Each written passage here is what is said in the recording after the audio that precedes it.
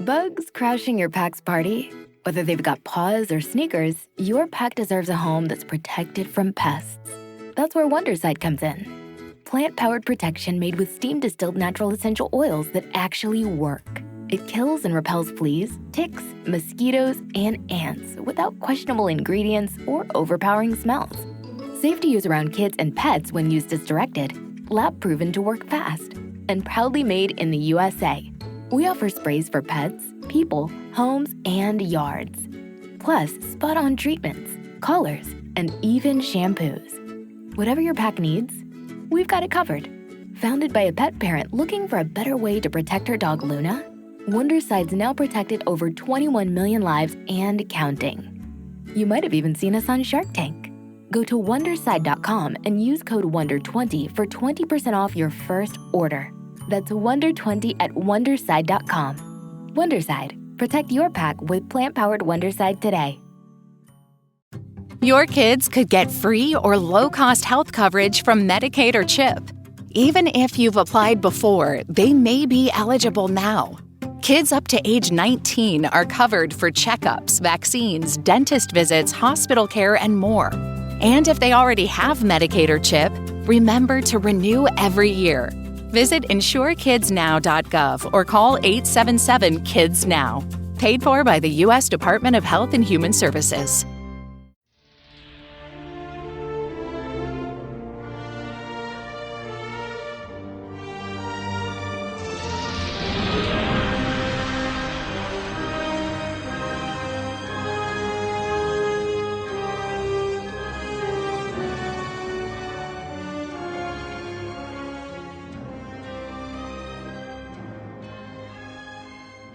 Hello, everyone, and welcome to the Kulturecast. I am your host, Chris Stachiw, and I am joined, as always, by my co-hosts, Michael Swan. Yo. And John Lein. Hello. And we are joined this week by special guest, Russ Linton. Hello. Russ won the Get to Be on a Podcast just because you suggested a movie contest that we were having last month into this month. So, Russ, kind of, I guess, introduce yourself to the audience. Yeah, my name is Russ Linton. I'm an author. The book I've got out now is Crimson Sun, and it's the story of the powerless son of a superhero. You can find it pretty much anywhere: Barnes & Noble, Amazon. Go check it out. Well, great. So we are curious because the two movies we're watching this week, one of them you suggested, Samurai Cop, and the other one is The Shadow.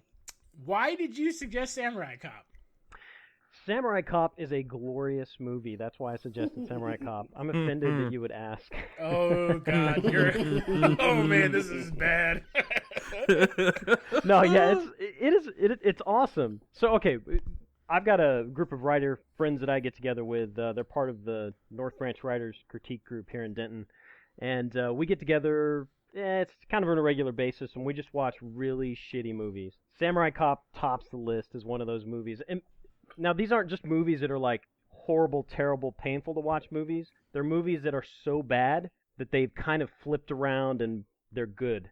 You know, it's an entertaining experience to just sit and watch with all these writers and yell at the screen. So, yeah, that's why I suggested it. Everybody has to see it.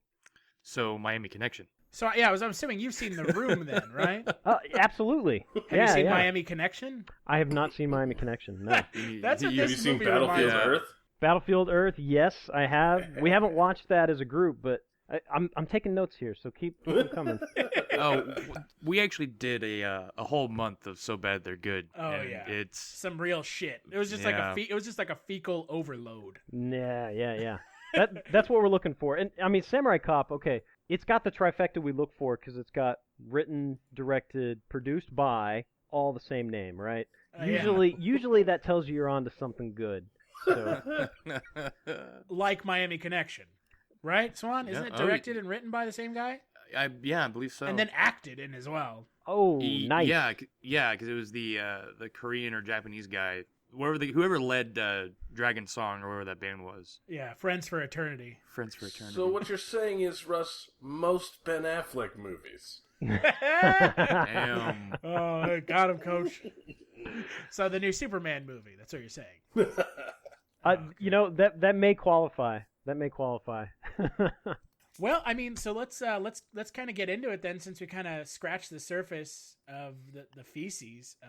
Samurai Cop features Robert Z'Dar, who recently passed away, and Matt Hannon, who is a cop, and he's a samurai cop, and he's killing people. I mean, there's a plot, but it exists so that Matt Hannon, samurai cop, can go fuck blonde women. But he's not really a samurai cop. He's just a dude who knows how to use a samurai sword. Yeah. And the first time we see a samurai sword, it's some white dude pulling it out of a pickup truck. I mean, it makes no sense whatsoever, but we call this guy Samurai Cop because he knows what a katana is. They say Samurai Cop is his nickname like 4 times. Right. So, I guess starting with Swan. Swan, what did you think of this movie? That is the appropriate reaction. I probably would have been a little bit more open to this film, but I watched it with a hangover, so I was not in the mood at all. Nice. It just gave me a headache. What about you, John? Like Russ said, it's so bad that it's good. There are a lot of just humorous things that came about because it's so like cheaply made. Not Robert Z'Dar. Matt Hannon's hair is astounding. It's like his hairstyle is a mullet, right? But he thought they finished shooting and he cut his hair short to try and get another part. And 6 months later they came back to him and they said, "Hey, we need to do reshoots." And he was like, well, I don't have the mullet. And so they went out, and the closest thing they could find was a black-haired wig. And he thought they were going to just do some, like, long shots, like establishing shots. And so he was like, okay, fine, I'll wear it. And then he got to the set, and it turned out they had to film, like, half the movie still. And so the film cuts to him once, and he'll have, a natural mullet, and then it'll cut away, and it'll cut back, and he'll have black hair because it was one of the reshoots. And it's really noticeable when he's wearing that blue baseball cap. Right. It literally looks like there's just like a baseball cap sitting on top of like a shag rug, and it's just walking around. Right, and that stuff is, that's so poorly done and so unfortunate, but like when it's combined with everything else in this movie, it is hilarious. Yes. Yeah. You can see it in his fight with Okamura. It like almost comes off in the fight. You've got to be watching real close, but it like flips up on his head. That was the first time I noticed that, wait, something's weird here. So we went back and we saw a bunch of the other wig, inserts. Oh, it's crazy good. It's like, it's so bad in the worst way. Yeah. It is like, I can't even, like, even in the room, like, yeah, in the room there's like a lot of continuity errors and shit, but there's not a point where a character is just walking around with like a wig on their head. Being asked to perform like kung fu moves. Bugs crashing your pack's party? Whether they've got paws or sneakers, your pack deserves a home that's protected from pests. That's where Wondercide comes in. Plant-powered protection made with steam-distilled natural essential oils that actually work. It kills and repels fleas, ticks, mosquitoes, and ants without questionable ingredients or overpowering smells. Safe to use around kids and pets when used as directed. Lab-proven to work fast. And proudly made in the USA. We offer sprays for pets, people, homes, and yards. Plus, spot-on treatments, collars, and even shampoos. Whatever your pack needs, we've got it covered. Founded by a pet parent looking for a better way to protect her dog Luna, Wondercide's now protected over 21 million lives and counting. You might have even seen us on Shark Tank. Go to Wondercide.com and use code WONDER20 for 20% off your first order. That's WONDER20 at Wondercide.com. Wondercide. Protect your pack with plant-powered Wondercide today. Hello, my name is Kevin Tudor, and I'm one of the 3 hosts of Almost Major, a film podcast dissecting many major indie studios and the films they release. Every week, myself, Charlie Nash, and Bryden Doyle discuss overlooked forgotten, or bona fide classic indie films via studio-specific miniseries. We've previously covered numerous films from Artisan Entertainment, Lionsgate Films, and New Line Cinema. Titles including The Blair Witch Project, American Psycho, Dogville, But I'm a Cheerleader, Saw, Requiem for a Dream, and Ringmaster. You know, the Jerry Springer film. Anyways, we have a fun time every week and we hope you will join us. Subscribe to Almost Major wherever you get your podcasts. Now proudly a part of the Someone's Favorite Productions podcast network. It's, God, oh my God. The movie is literally, it's one of those movies where after you're done watching it, you can kind of like wipe your nose a little bit and there's some brain dribbling out of your nose. Because there's some shit in this movie that's just like, some of the dialogue is just, holy shit. Oh, what do you mean some of the dialogue? Okay, there are some specific lines that I like heard and I was like, what the fuck are you doing?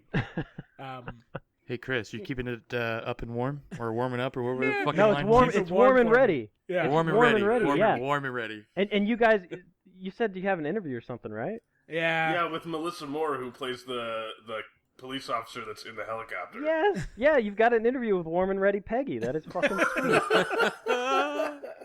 Oh man, I was gonna put Warm and Ready on my Skype, like info or whatever, but I was kind of worried about the calls I'd start getting.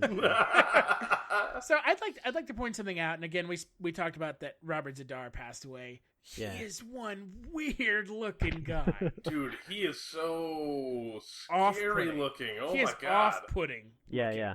Bruce Campbell's got nothing on that chin, dude. That guy, the guy's chin is half of his head. Yeah, it needs a zip code, man. Oh my god, it is awful. It is just not. I mean, like, sorry you were born that way, but Jesus, Chris.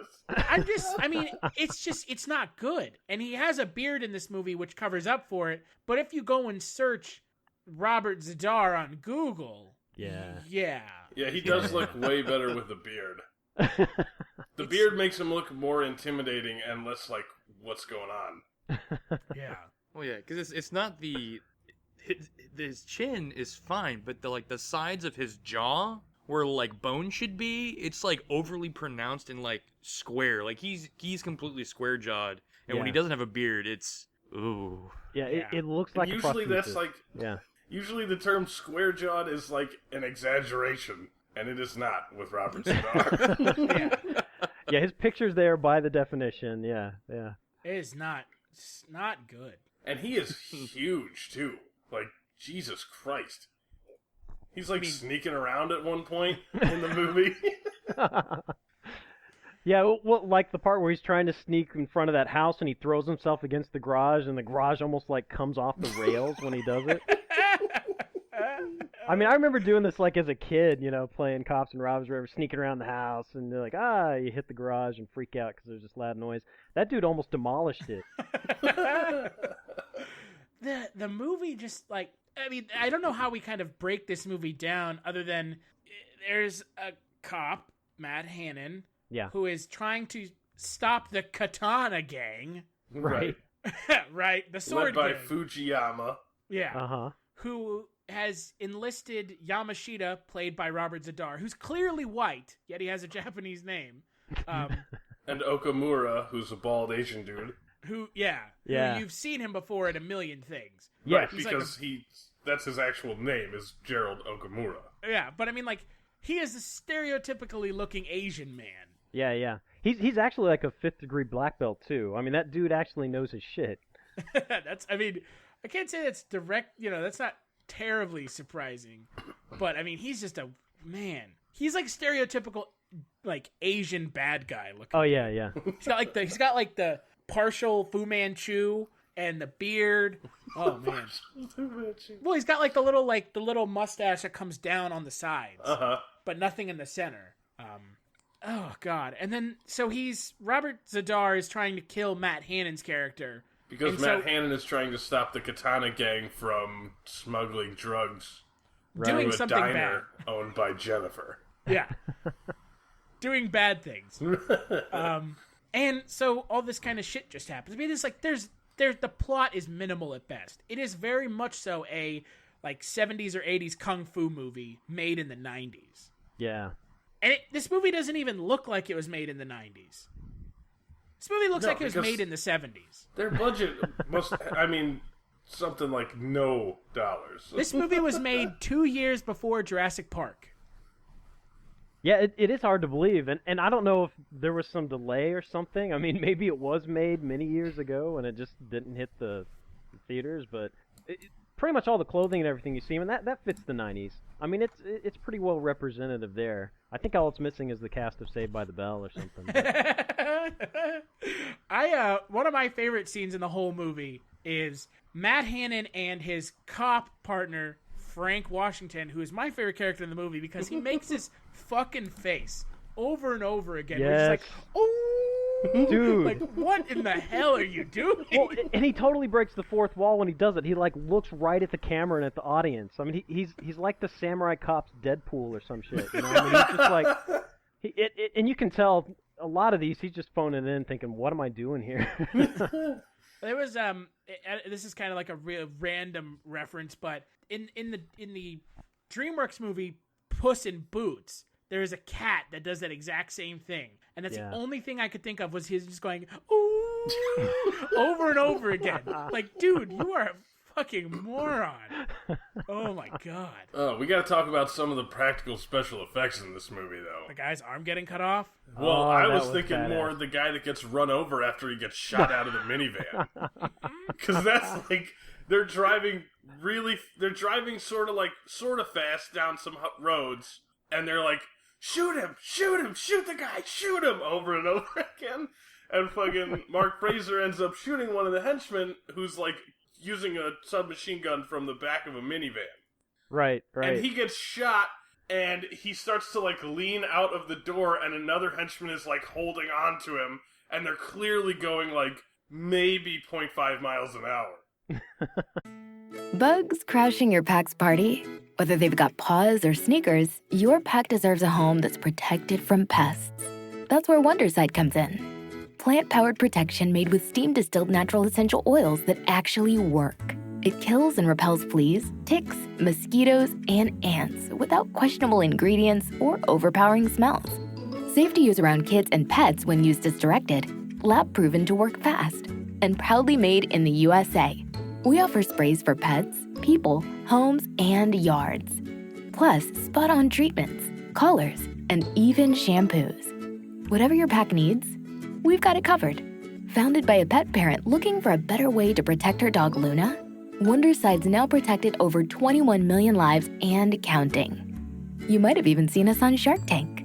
Go to Wondercide.com and use code WONDER20 for 20% off your first order.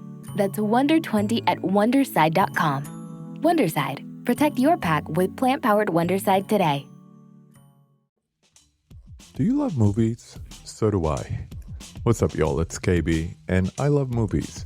Inviting you to listen to The Conversation, a film podcast where passion meets perspective and opinion.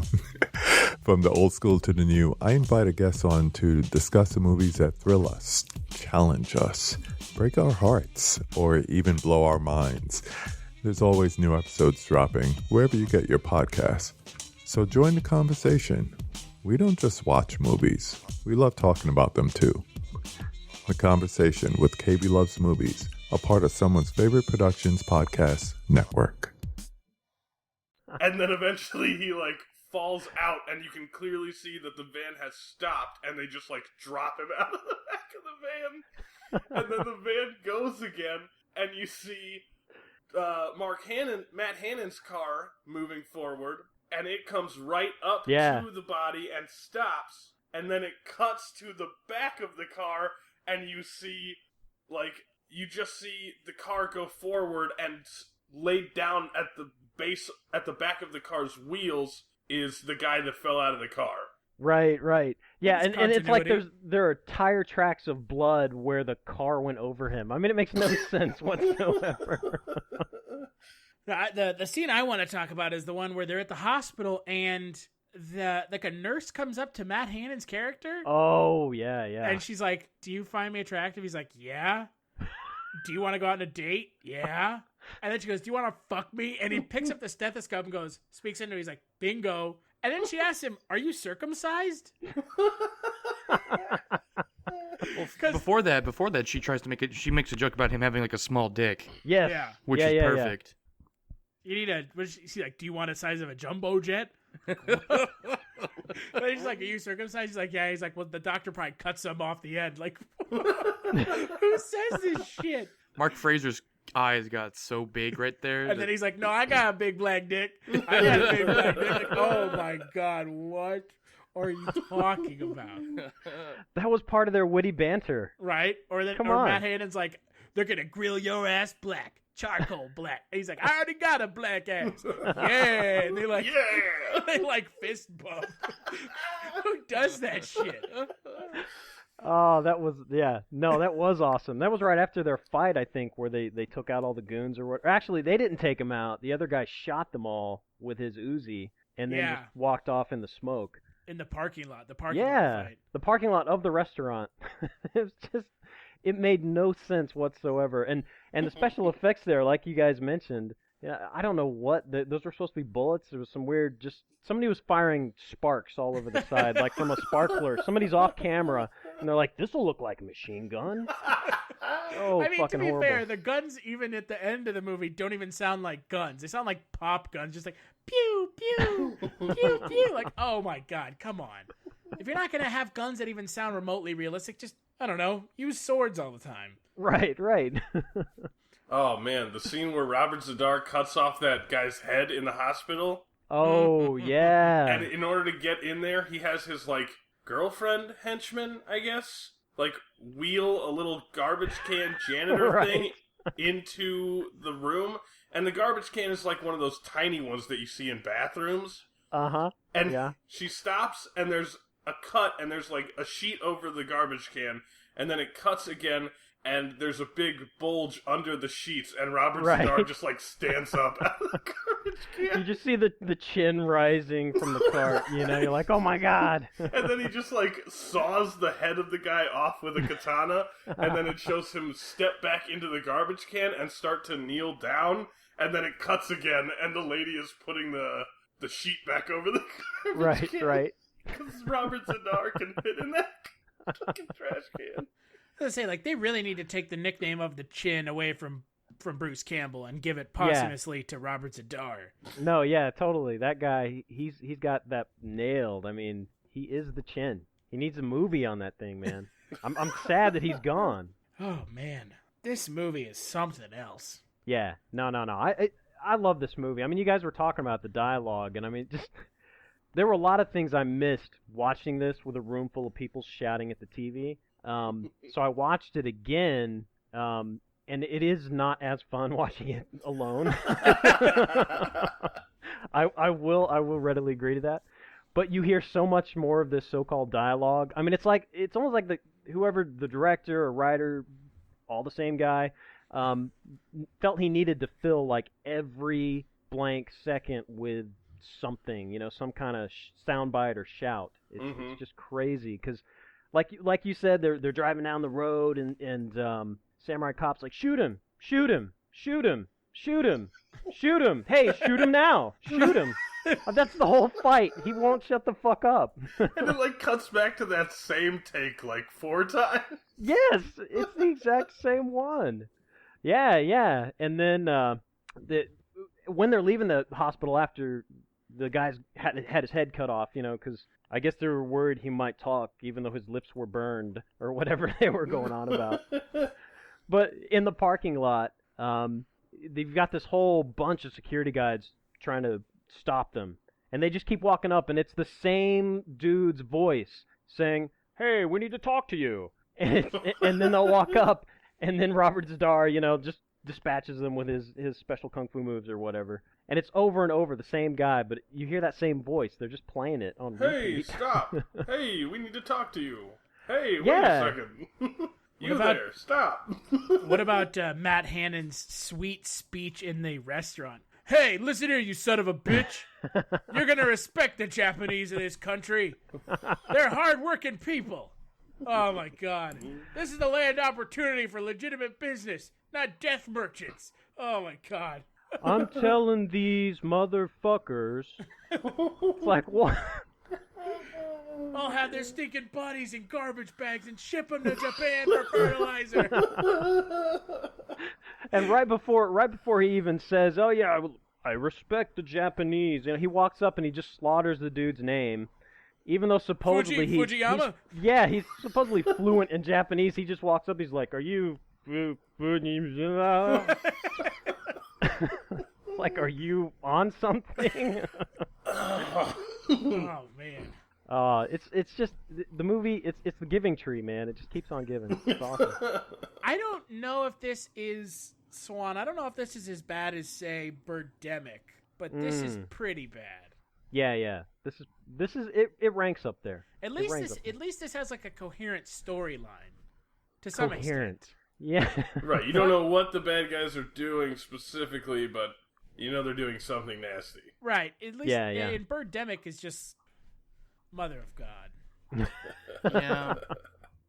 I'm having a hard time with that too, trying to decide if this is better or worse or whatnot. And I actually can't remember a detail about Birdemic as far as like production, because one of my biggest things, the thing that I guess annoyed me the most in Samurai Cop, besides everything about it. I was like, you've been absolutely quiet this whole time. Well, because I've been fixated on one thing that really bugs me in productions, and it's how they record audio. Or don't record it in this movie's case. Or don't, because in this movie, in Samurai Cop, a lot of the dialogue is like overdubbed after they film. Yeah. And that really grinds my gears. Does that really burn your buns? Yep. This is after they got together the second time and said, "Oh, we really need to fix this thing," and so they were trying to add in all the, come here, shoot, yeah. come on. It's just, it's crazy. I agree, and you can even tell that the sound effects that they try to put in just don't match up. Like when people are walking down halls, you can tell it sounds like somebody's just slapping on a desk. It's so stupid. The kind of one of the funnier parts about this movie production wise is Matt Fraser and Matt Hannon, who played the Samurai Cop and his partner, didn't see this movie for like 10 years. Wow. Right? That's what you're telling me, right, John? I think they didn't see a finished copy until they broke into the director's office and stole a unfinished screener. Right, and Fraser wow. didn't see the movie for 20 years, the completed film, until 20 years later. Right, and Melissa Moore, I asked her about that, and she said that she didn't watch the movie completed until she was cast in Samurai Cop 2. Which, by the way, there's a fucking sequel to this movie coming out, and it has Tommy Wiseau in it. Yeah, as the bad guy. Because, fuck me, Tommy Wiseau needs to be in worse movies now. See, now I'm not completely on board with that, because I like it when the movie comes out and it's just shit and people didn't mean to make it that way. You know what I'm saying? Yeah, there's a lot more entertainment value now that they're kind of playing along with it. It's like, sorry. There's something to be said for genuine stupidity and shit. Yeah. Not just like, oh, we know it's bad, like Sharknado. We know it's bad. Let's try to make it as bad as possible. And in doing so, you look stupid. Because you're just like, well, now you're just trying to one-up yourself. Right. Yeah. I mean, we'll see. Yeah, and all those things that they try to work in. Because... God. I will watch the second one. I did not contribute to the campaign. Well, when we watch the second one, we'll have to have you back on, Russ, so we can talk about how I'm sure terrible it's going to be, because I guarantee you it's going to be feces just pouring out of an asshole. Absolutely. I will volunteer for that. I volunteer as tribute. There's no way it could be worse than this, because this is really bad, and this is unintentionally bad. Yeah, well, that's the thing. If it's not as bad as this movie, then it won't be as funny. Right. And it will lose some of its entertainment value, I think. Yeah. Of course, that speech that Tommy Wiseau gives in the trailer for Samurai Cop 2 is pretty insane. Yeah, but it's purposefully insane. Yeah. Well, and it's also Tommy Wiseau. The guy's a fucking alien, man. The planet he's from has not been determined yet. No. Everything. He's from somewhere between. He's from somewhere between the Chin and Earth. You know, I mean. Oh God, it's almost Yeah, with the fact that Tommy Wiseau is in a sequel to a shit movie, it's like, we just know. They're just winking at us. Now they're like, we know it's shit. Yeah. Well, These guys are a little bit more self-referential, though, because Tommy Wiseau, I'm assuming he knows that he's dumb. I don't know what he knows. Nobody knows what he knows. He's an enigma. Yeah, I mean, when they figure out what he knows, then, we'll probably know the secrets of, everlasting life or some shit, because he's just a total mystery. Yeah, I mean, I know, Chris, that you and me and Swan all read his Reddit AMA. I've also read his book. Oh, wow. And a friend of mine has actually met him. Wow. So, hey. That AMA was something else. Yeah. It wasn't really like an AMA. It was like, because he doesn't apparently know how to use a computer, so... That's surprising. He was like on the phone with like a Reddit employee, and so she was tasked with like transcribe. Yeah. Wow. So she would read him questions that people asked on Reddit. He would respond, but in Tommy Wiseau fashion, so the sentence structure was non-existent, and so she was just like trying to via dictation, just trying to figure out what the fuck he was saying. If you haven't read the Tommy Wiseau Reddit AMA, I'm sure we could probably find it and put a link up for it somewhere. It's an experience. If you've never seen The Room, it's a good introduction to Tommy Wiseau. Yeah. Wow. Tommy Wiseau is a weird dude. No, yeah. How does that work? I don't know what a computer is. I don't understand. He doesn't have to know. He just, he's just, I'm Tommy Wiseau. I make a great new movie. It's coming out next year. I mean, oh God. On my planet, we use quantum thought waves to communicate. What is this keyboard thing?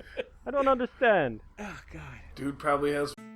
Bugs crashing your pack's party? Whether they've got paws or sneakers, your pack deserves a home that's protected from pests. That's where Wondercide comes in. Plant-powered protection made with steam-distilled natural essential oils that actually work. It kills and repels fleas, ticks, mosquitoes, and ants without questionable ingredients or overpowering smells. Safe to use around kids and pets when used as directed. Lab-proven to work fast. And proudly made in the USA. We offer sprays for pets, people, homes, and yards. Plus, spot-on treatments, collars, and even shampoos. Whatever your pack needs, we've got it covered. Founded by a pet parent looking for a better way to protect her dog Luna, Wondercide's now protected over 21 million lives and counting. You might have even seen us on Shark Tank. Go to Wondercide.com and use code WONDER20 for 20% off your first order. That's WONDER20 at Wondercide.com. Wondercide. Protect your pack with plant-powered Wondercide today. More money than I'll ever have, though. I mean, that dude has a lot of money. That Korean denim jacket company. The Room itself is a fucking, hugely successful for him. Right. Yeah. I mean, that's like a cultural icon of awful. Yeah. Yeah. It cost $6 million for them to make The Room, but I guarantee you that he has made double, quadruple that in just all the DVD sales and public appearances and shit. So...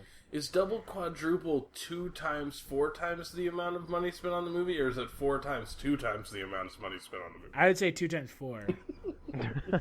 He's made a lot. I mean, there's no question. It's absolutely insane how much money he's made. I mean, and it's the same thing is kind of happening with Samurai Cop because it's getting a sequel. Yeah. I mean, this movie doesn't need a crowdfunded sequel. But still, that means that there are, X amount of people willing to give a certain amount of money to try and see a sequel to a movie that is fucking dumb. That actually kind of makes it worse. Like, if it was just people that made the first one, they're like, you know what, this movie deserves a sequel, and they decide to make it. I mean, I won't watch it, and I'll probably talk bad about it. But now that the sequel is crowdsourced, there's a couple thousand people that said, yeah, Samurai Cop should have a sequel, and so they all emptied their wallets, and now we're getting Samurai Cop 2. That in itself is like the biggest conundrum I could probably ever think of. How? Thanks, America. Yeah, thanks, Obama. Yeah, thanks, Obama. Now in the new one, they actually have porn stars cast, right? Do they? I haven't looked too much into the new one. I think there's at least one girl that's a porn star, because this was floated at one of our watching parties of Samurai Cop. Somebody was like, these have to all be porn actors, and I was like, yes, it's a revelation. They have to be. Yes, there are some porn stars cast in the new one. There you go. There you go. Yeah. So I need to go back and figure out how many of the actors here thought they were filming a porno and were confused. Like half Well, of I them. mean, how many like sex scenes are there in the movie? At least 3 full-on ones. Exactly. Yeah, you got 3. Well, most of them they're always wearing underwear. They got the underwear sex going on. Right. One of them, there's some bush in one softcore scene. porn. There's some bush in one scene. Yeah, that's true. That's true. Well, one of the actresses who is going to be in She took all the budget, probably. Yeah, one of the actresses who's going to be in Samurai Cop 2, her name is Caden Cross, and on her IMDb, one of her listings is Evil Anal 22. Raw Nice. edition. Nice. Yeah, that is. See, that's it. That's Great. Simply stunning. That's a great achievement for American cinema. Oh, man. Well, what are you gonna do before you do Samurai Cop 2? I mean, come on. You're either fresh on the scene and you don't know what the fuck's going on, or you have descended to a low in your career. Well, I mean, this Matt Hannon guy, he hasn't really done anything else. Yeah. Legitimately hasn't done anything else. So I guess, I don't know, it's not like he's been making like a lot of money off of it, though. Right. So That's what I don't understand. Actors that do these kinds of movies, they only make like one movie like this, and that's it. Maybe once every 10 or 15 years. Like, what are these guys doing? Like, are they like living a real life? Are they like the classical? They between jobs, they're like waiting tables and things like that, waiting for their big break or something. Like, I don't get how that's a thing. I mean, I doubt that's what it is after, 25 years between Samurai Cop and Samurai Cop 2. Yeah. I mean, I doubt the guy has been waiting tables expecting to get cast in, like, Avengers or something. But I could get behind Matt Hannon in the Avengers as Iron Man. Wow. Once Robert Downey Jr. hangs up the mantle to have Matt Hannon come in. Yeah, I'm circumcised. Troll. That's his first line as Iron Man. I got an iron circumcised dick. The Iron Man suit just has, like, a metal rod sticking out of the groin. We'd have to call him, like, the Iron Samurai or something. And he couldn't have his own sword. He could not have his own sword. Right. He came up from San Diego to help us fight the Katana gang. Yeah, that's right. He was trained by the Ferguson police force. Oh, shit. Got racial in here. Well, you watch it. I mean, the whole movie, it's like, freeze, bam. Stop, bam. Hold it right there. Exactly. Hey, I want to talk to you, bam. Like, what the hell? What cracks me up kind of the most about this movie are the posters for it. Because neither poster shows a guy with long hair like Matt Hannon. Mm-hmm. One is like a cop with a samurai sword holding up a head. With and the a other bloody one is head. The other one is like a futuristic looking cop in like, I don't even know. Neither one are a good representation of what shit this movie is. That's part of marketing. right. Oh, you don't want them to know how much shit the movie is. Oh my Jesus, God. what is that poster?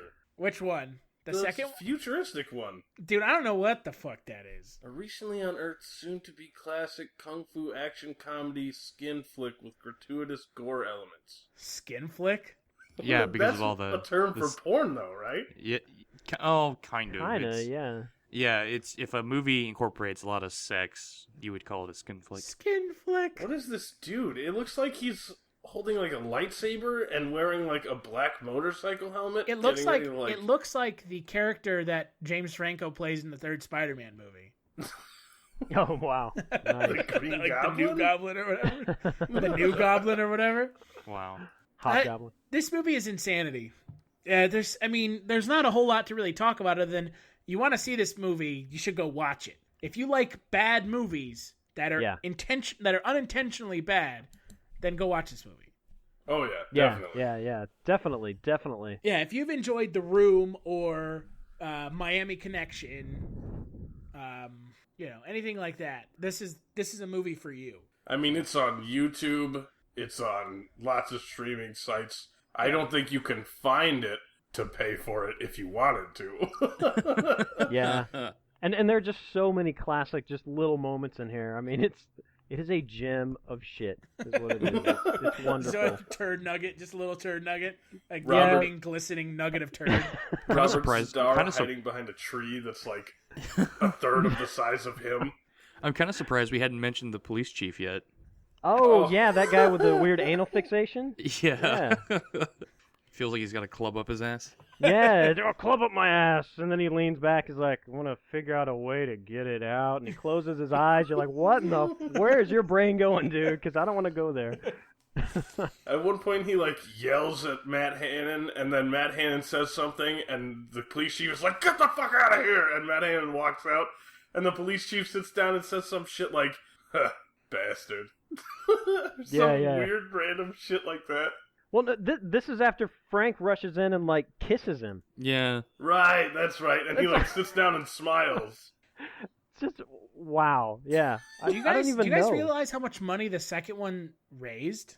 No. Did you look it up? $62,000. Wow. Does it say how many donators? Yeah, it says 870 people donated $62,000. Wow. That's not that impressive, although it's probably like 60,000 times their original, budget for Samurai Cop. So Well, I mean, 60,000 divided by 800. That's average of $70 a person. yeah. 870 people donated an average of $70 a piece because they wanted to see a fucking sequel to this movie. That's more money than it would cost to like buy a new full-fledged DVD like Blu-ray. Yeah. And it's got Matt Hannon and Matt Frazier in it. Well, yeah, Wow. it brought a whole bunch of the original cast back. George Lazenby. And if you haven't watched the trailer for that, if you've seen Samurai Cop and you haven't seen the trailer for Samurai Cop 2, go look it up because it looks like they woke Samurai Cop up in space in the future. Oh, wow. Like it looks like Jason X for Samurai Cop. So, yeah, like Leprechaun 4. Yeah, Leprechaun in 4. space. If we had donated $10,000, we could have gotten a presents credit that would appear at the beginning of the film. $10,000? Culture Shock presents Samurai Cop 2. They should blackmail you not to put your name on there, That's how they should get the money. You know how awesome it would have been if we could have gotten Culture Shock presents Samurai Cop 2? Oh, shit. God. There goes the credibility of the website into the ground. We're making a movie with... Oh, God. Holy shit. Yeah, no, hopefully they do it justice. I don't know. There's so many just good moments in this, and they don't even mean it, I don't think. I mean, it's perfect. One of my favorites is when they're totally defeated by the sliding glass door when they're trying to go after Okamura. Yeah. Open it! You fucking idiots, just slam through it!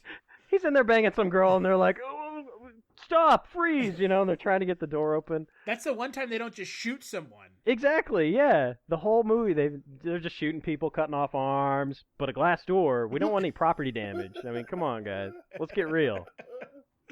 Holy shit.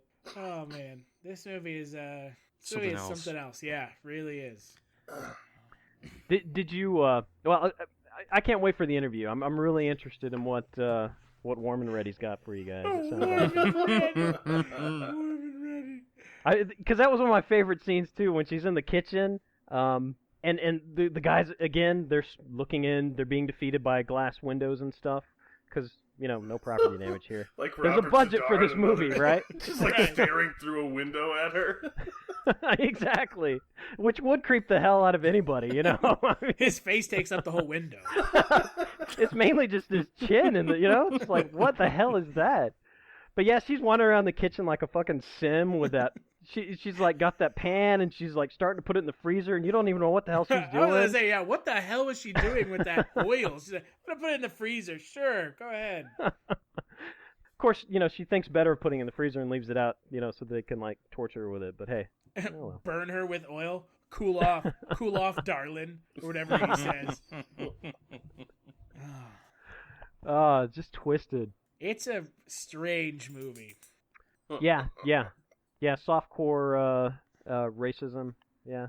Or wait, porn? Did you say? It's a softcore porn. Yeah, that's actually a good way to put it. Skin flick, bro. Skin flick. Do they do those anymore? Skin flicks? Skin flicks. I have never heard anyone say that for real. Skin flick. Yeah. Yeah, apparently that was a 90s thing. I mean, now they're past just skin. We got the internet. I mean, come on, you see everything. Nudie movies. Nudie movies. What are you, 12? A skin flick is just as bad. Yeah, but that's from the 90s. I know. Yeah.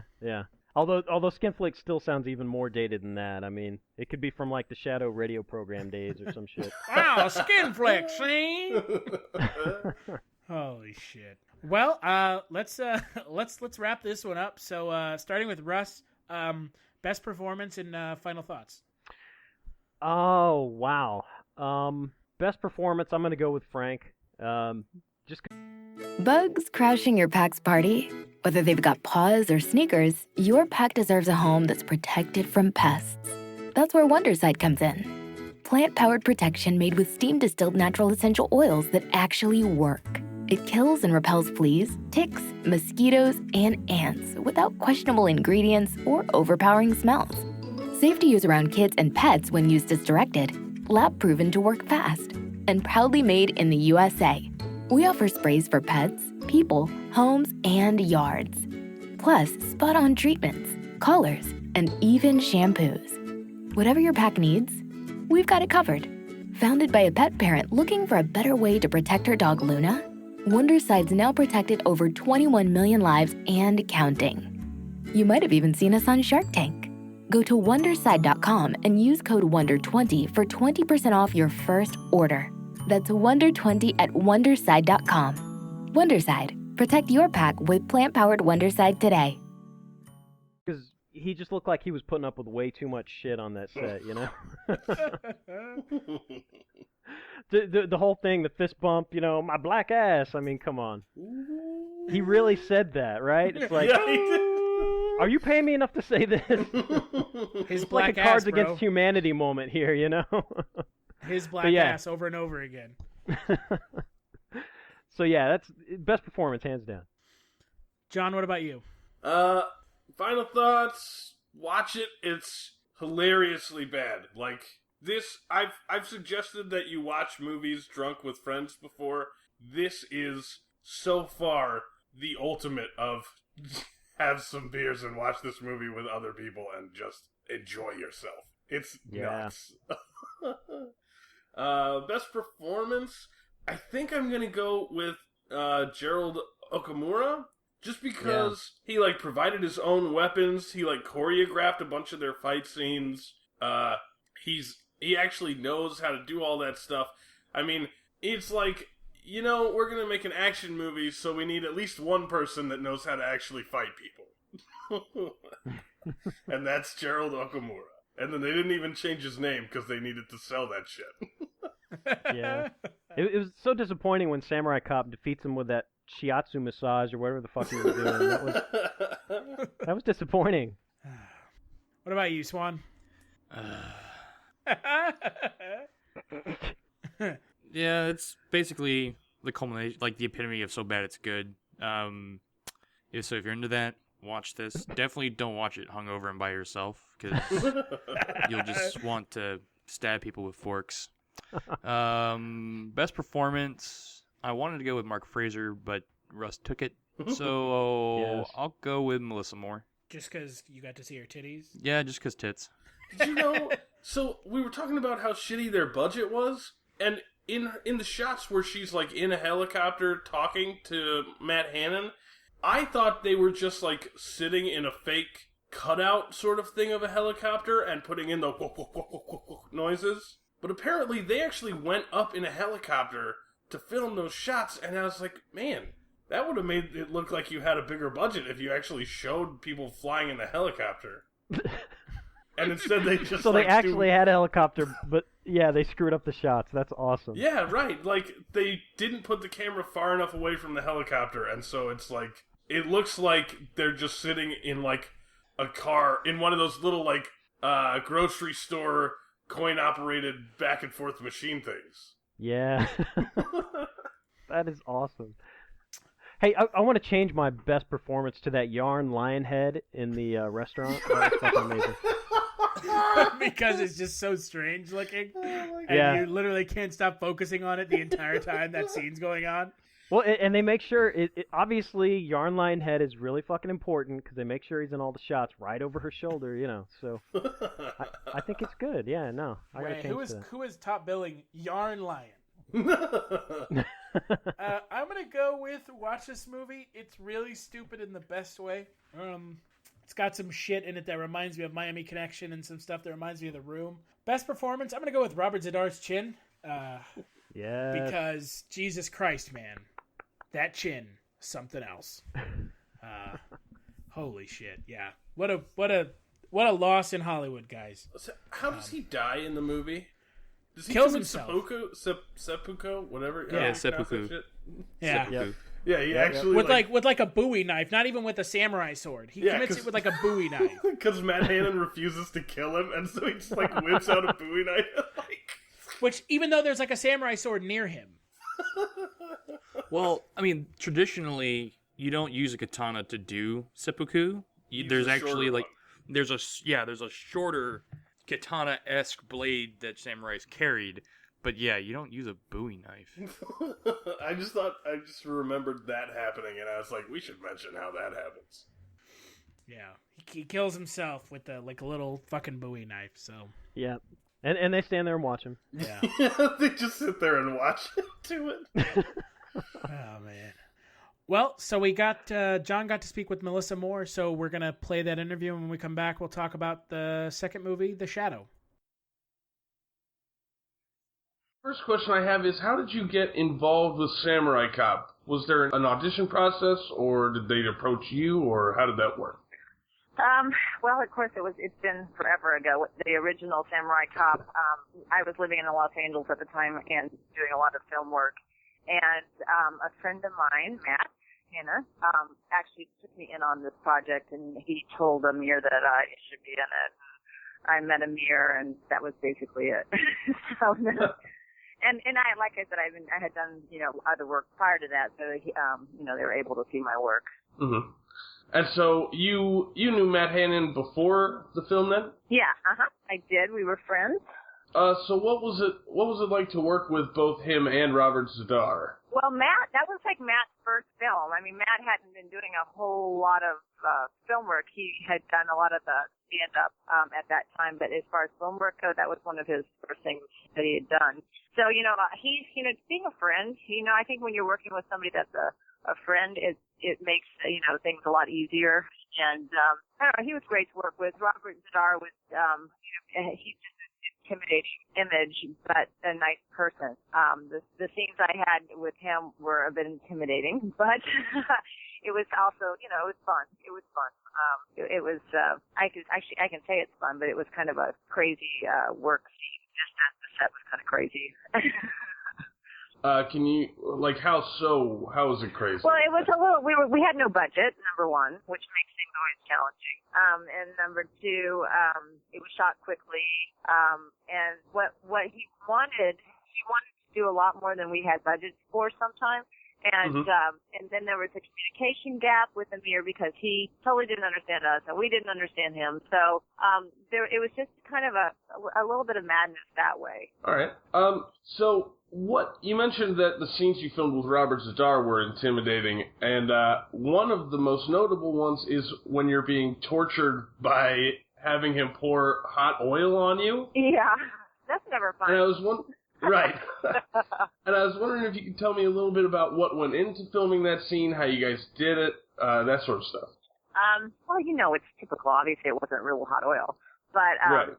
it's typical Hollywood stuff, you know. I don't know how to answer that. It's all just it was just, you know, I was being tortured as usual. Had always played like a damsel in distress most of the films anyway, so I was usually getting killed or tortured in some way, shape, or form. So Right.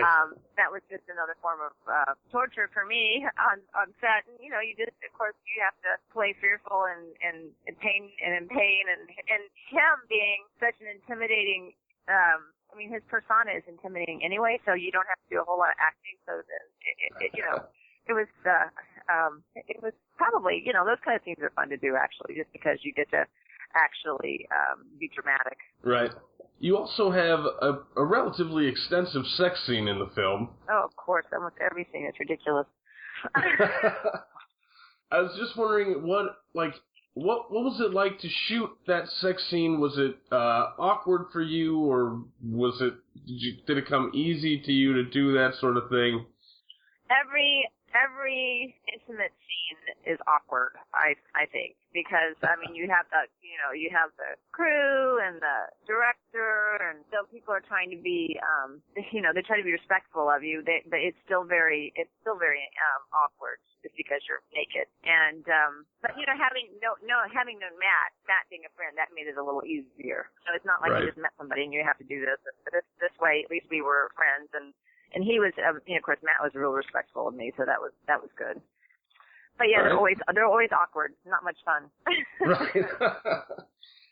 Do you have any other sort of particularly memorable stories from the set?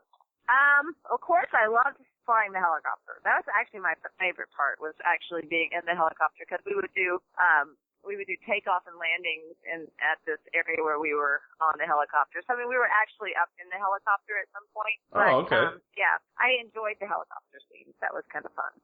Probably, though they were really silly when you look back at them, but it was still fun to do. Right. Now, I was reading up on some trivia from the film, and I read that two of your co-stars in the feature didn't actually get to see the finished product until they broke into the director's office and stole a copy. Really? Yes. Okay. And I was just wondering if you got to see a finished copy, like, as soon as it was done, or if there was a delay, or... I never actually saw it until they told me we were doing a sequel. Because, truthfully, I thought this is the worst movie I've ever made. Hopefully nobody will ever know that I made this movie. It'll never get released. You know, all those things you think, there's no way this thing is coming out. And then when Matt called me and told me that they were doing a sequel and that this movie had become like a classic, and I was like, I thought, are you kidding me? So then I went on YouTube and found it and watched it. And I you have to laugh at it. It's so bad that it's good that was the first time I saw it. And then I had to watch it again before we actually went and shot in December, so I could kind of remember what was going on. Because, I mean, it's been 25 years. It's hard to remember what you did 25 years ago. Right. And so you mentioned that you were in filming for the sequel. You're playing the same character, right? Yes, I am. Can you tell us anything about what the sequel is? Maybe the story or what your character does in it? Well, my character is not. I'm no longer. I have a small role in it just because I couldn't be out there and film more than a few days. But you know what? I really don't know what he's doing with the storyline. The premise as far as Matt goes is the same. I am no longer a cop. I own a diner, but I still help inform if they need it. But it's. I'm not. I really don't know which way he's going with it. I would love to tell you. I know, but I don't, because every time I talk to Matt, he's like, "I'm not sure which way we're going with this." And now hopefully they're finished filming now, so maybe there is a direction. But it looks good. What I've seen looks good. But it'll be interesting to see the whole thing finished. Right. And did the filming for the sequel feel the same as when you were filming for the original, or not at all? Not at all. We still didn't have much of a budget, but we had a really good crew, a professional crew. A lot of people were doing it, donating their time. So though we didn't have a big budget, we had good people involved. So that makes a difference. That makes a huge difference. And my last question for you is, are you working on anything now that you'd like to talk about other than Samurai Cop? I know you run a stable, correct? Yes, I have a stable in Kentucky. and we go to more shows. And right now, it's starting to be our busy season. And I leave tomorrow to go to one of our first shows. So then it just stays busy and through November. But in the interim, I also do modeling, and I shot a commercial yesterday. So I still work. Shot a commercial in Cincinnati yesterday. So it's just I just don't have a lot of time to do anything major as far as film work goes. But who knows? Maybe something will come up that I want to do, and I have time to do.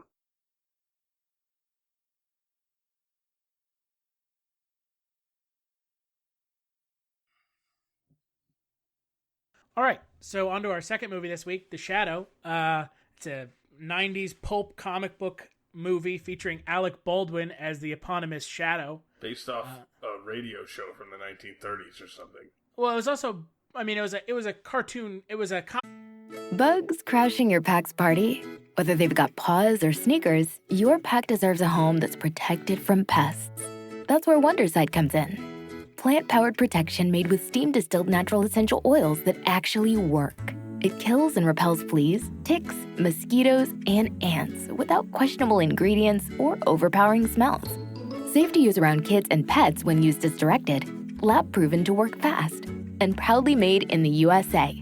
We offer sprays for pets, people, homes, and yards. Plus, spot-on treatments, collars, and even shampoos. Whatever your pack needs, we've got it covered. Founded by a pet parent looking for a better way to protect her dog Luna, Wonderside's now protected over 21 million lives and counting. You might have even seen us on Shark Tank. Go to Wonderside.com and use code WONDER20 for 20% off your first order. That's WONDER20 at Wonderside.com. Wonderside. Protect your pack with plant-powered Wonderside today. Comic book character as well, right? Comic book first, then radio show? When I was looking at the trivia, it sounded like it was a radio show and then it became a magazine, like a pulp magazine thing, because they wanted to expand it. Right. Yeah, I think the radio show came first. Which is why Alec Baldwin does that weird laugh the whole time. Because it's a throwback to the radio show. The laugh. Like half of his lines in this movie. And it features Alec Baldwin, like we said, as the Shadow, Penelope Ann Miller, Ian McKellen, Peter Boyle, Jonathan Winters, and Tim Curry. So many people. Jeez. Yeah. Russ, what did you think of this movie? I think it was Alec Baldwin's demo reel for Thomas the Tank Engine. That's what I think. Oh my. Because it has the disembodied voice going on, you know. I think he was just like, kind of like, yeah, I can use this in the future. Yeah, no, this movie was pretty shitty. This movie was pretty terrible. I couldn't get over Alec Baldwin as a he was a Mongolian warlord. No, okay. No, so he was an American who went and fought, and then he gave into his darkness and became and became a Mongolian warlord because he's American and he's better at that. Yeah. He took over with his ruthless evil. Yeah. At right, one point, right. he's fighting in a Mongolian outfit covered in blood. Yeah, exactly. I didn't know what the hell was going on there. I mean, the story itself was all over the place. The only thing it really had over Samurai Cop was budget, because you could tell they put some money in those sets, which is sad. What about you, Swan? I love this movie. I've always been a fan of Alec Baldwin and Ian McKellen and of course Tim Curry, so I have nothing but love for this movie. For me, it's just a fun movie to watch. I have memories of watching this with my dad growing up, and just I don't know why. It's just for me, I connect to it, and I enjoy it. What about you, John? I also really like this movie. It's very reminiscent of the old school Batman movies. And I know those are sort of polarizing films that people either really hate them or really like them. But I feel like this is a fun movie that people had fun making, and it's pulp, which is not critically amazing. It's not like this. I would ever say this movie should win Oscars or anything, but it's definitely an entertaining movie to watch. That's not the dark, gritty, Dark Knight, Skyfall sort of tone that a lot of superhero movies have now. Yeah, I agree. This movie's awesome. And I would actually rather watch this movie over The Dark Knight. Any of the Christopher Nolan movies, Wow. I'd rather watch this movie. This movie is actually fun to watch. It is fun. It is even if it's a bad movie, it's not the greatest movie. I'll give it that. It's fun. So, did we watch the same movie? Maybe I looked up something wrong. Oh man, you must have missed some really awesome scenes. I must have. I mean, like the part where the maniac who can hypnotize an entire city, his big plan is, I'm gonna blow it up. yeah, with a nuke. That's his plan for world domination. I'm gonna nuke the city. I can already control all their fucking minds, but I'm gonna nuke it.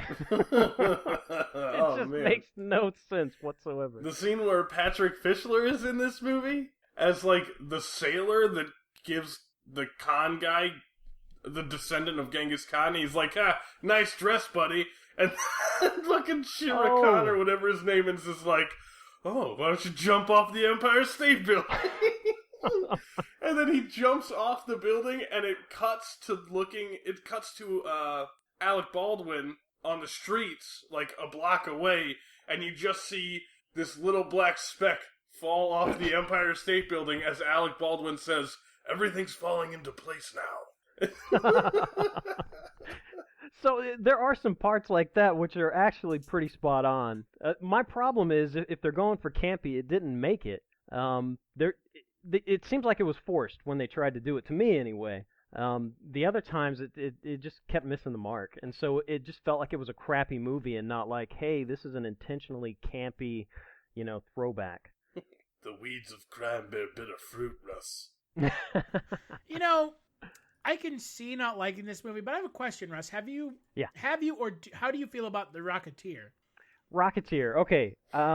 It's been a while since I've seen it, and I might watch it and totally reverse my opinion, but I was entertained by The Rocketeer, and I know it's very similar as far as the era and the sort of level of maybe kind of camp or pulp or whatever they were going for. But for whatever reason, that seemed to work better. It hit the beats better than this one did.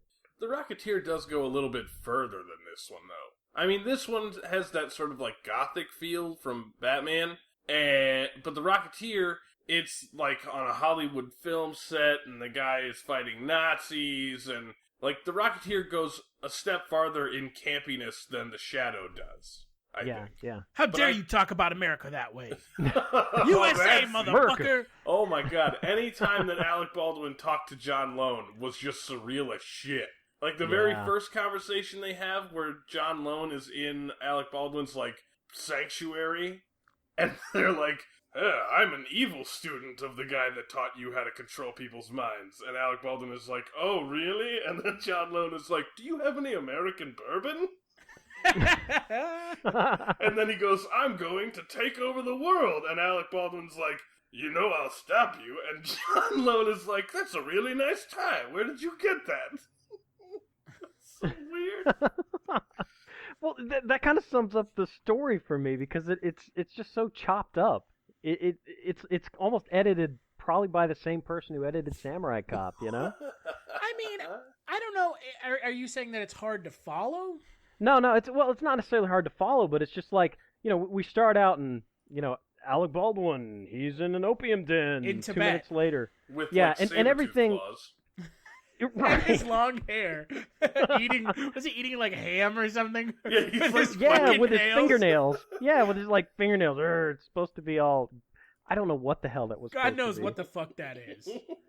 But that was all of 2 minutes, and they've got to every time they've got to just tell you explicitly what's going on. I loved you like a father or whatever. Bam, shoot through him. It's They had to explain everything, and that bugged the hell out of me. To shoot around him. You're right. But we're supposed to buy into the fact that Alec Baldwin is some, heroin junkie badass in about 2 minutes, and then we're taken off to this palace where he's shown how to be a good guy, and we're supposed to care that he became a good guy in that opening maybe 10 minutes of the film. I don't know. It's so just disjointed and crammed together. I just thank you, Golden Child, for date rape Alec Baldwin. Thank you. I mean, there's really nothing better than when a whole 7 years passes and it's just he went and he trained. Now he's back in America. In the den of iniquity that we all know as New York. That's probably the worst thing about this movie is the fact that they go from Tibet, transition via scroll text, and then appear in New York City. That's probably It's the really worst thing jarring. about it. It's not even jarring. It's just weak. And I any movie that uses either slate text or scroll text to transition, because at that point you're basically saying that you can't put it on film. You can't explain via the moving pictures what you want to do. You have to basically just tell us what's going on. And to me, that's just bad storytelling. But you're cool Well, with it as a the whole narrative movie's intro, telling. right? If it's I would have been like- cool with it if there had been some Kind of. actual training to it. Yeah. They had No, I shown don't- like him becoming the Shadow. I don't If mean it it's- as a transition. I mean, like, Judge Dredd has it at the very beginning of the film, and it's got, narrative. Yeah, but I never, voiceover. I never understood that. Yeah, I never understood that. I can kind of get with that a little bit because I'm not opposed to because how Star Wars films start with the scroll text and basically set up the story. I can deal with that because to me, in like what's supposed to be like a saga-esque film, if you're not starting at the beginning of the story, you need to set the stage a little bit. So I can deal with a little scroll text to set up a film. But when you're doing scroll text 10-15 minutes in, because you don't know you can't put him training and transitioning from Tibet to America on film, it's just weak. It's weak shit. Yeah. Well, is there a point where they ever did anything other than telling? I mean, did they actually show? Because the whole movie to me was tell. And that was another thing that was just grating. The whole story was kind of chopped up by that, and it was just, we're going to tell you he was this, and we're going to tell you he used to be... He's Lamont Cranston, the big man badass. with the whitest name on the planet. I mean, that's Exactly, that's the fucking, other thing that's that a bugs fucking me. white. That is a white name, man. Yeah, it Oh would be my tougher God. to be less rich white guy name. Right. Yeah. I mean, to be No. more or less rich. Unless your white name was guy like Whitey McWhiteyton. Or something. Whitey Jonathan McMoneybags. Winter's character was pretty white. Do what? Jonathan Winter's character, Wainwright Cranston. Yeah, but there's just something so white about Lamont. Lamont Cranston. Except I have a good friend who plays viola, who's Lamont. His name is Lamont, and he's African American. Yeah, well, his name sounds white. I always He thought was- Lamont was like he a was black probably name. named after the Shadow. All these characters have crazy names. Tim Curry is named Farley Claymore. Yeah. And I can't tell if he's a New Yorker or a British dude in New York. Yeah, the cab driver was Mo. Yeah. Fucking Tim Curry, he meets Penelope Ann Miller and goes, Margot! And then as he's talking, he goes back into, like, normal Tim Curry accent. Well, it's like because for the most part that was just like Tim Curry being Tim Curry. Yeah. She's like calling him a creeper, like Because he's Tim fucking Curry. No Oh shit. yeah, oh yeah. I was half expecting him to start talking about how he's a transsexual from Transylvania. Jesus. All of a sudden, fucking the Shadow has to just start fighting Frankenfurter. Now that movie would have been awesome. That would be awesome. I'd watch that movie. Oh my god, there is just so much shit, and this movie just like throws shit at you. Like, endlessly. Yeah. I like how none of us have mentioned Alec Baldwin. So when Alec Baldwin becomes the Shadow, unlike, say, Batman or Spider-Man or traditional superheroes, he doesn't really have like a real costume as much as all of a sudden he has like a big nose, Huge like a nose. comically large nose, and giant caterpillar furry eyebrows. Right. And that's it. And like a red bandana that covers his mouth, but his nose is so large that it also covers the tip of his nose. Yeah. Yeah, he's like a super shitty version of the Hulk, you know? It's just his nose and eyebrows, that's it. That's all that transforms. And it's really Everything else strange. stays the same. Because when you see it the first time on screen, you're like, I know that's Alec Baldwin. But it doesn't look like Alec Baldwin. It barely looks human. I mean, the proportions are off enough that you're like, what in the hell is going on here? His nose is fucking huge. Well, I always thought that like the Shadow, it's the character of the Shadow is like a metaphysical being. Like it's supposed to be like him using his inner darkness to basically combat crime. So I always imagined that the character of the Shadow, like when Lamont Cranston transforms into the Shadow, it's like a metaphysical change. not like him. It's not like he's donning on a dark cape like Batman or whatnot. It's So his nose is getting bigger. He's turning into McGruff the crime dog or something. Is that what we're saying here? We just can't win. He didn't like the movie, man.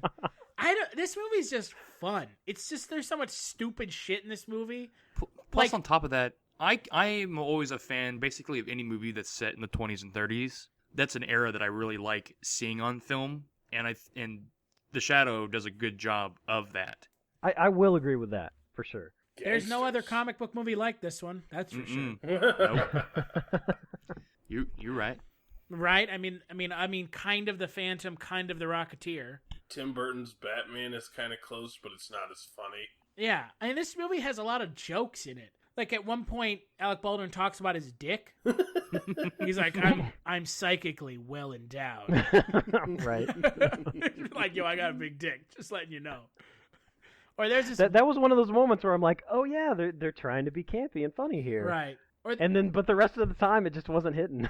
Or there's a scene with Penelope Ann Miller where she's talking about how she's like had a dream about being like butt naked on a beach. Right. I was like, all right. And then she asks Alec Baldwin what he dreamed about, and he's like, I dreamed I tore the skin off my face and was someone else. In a really strange scene. Which, yeah, made no sense.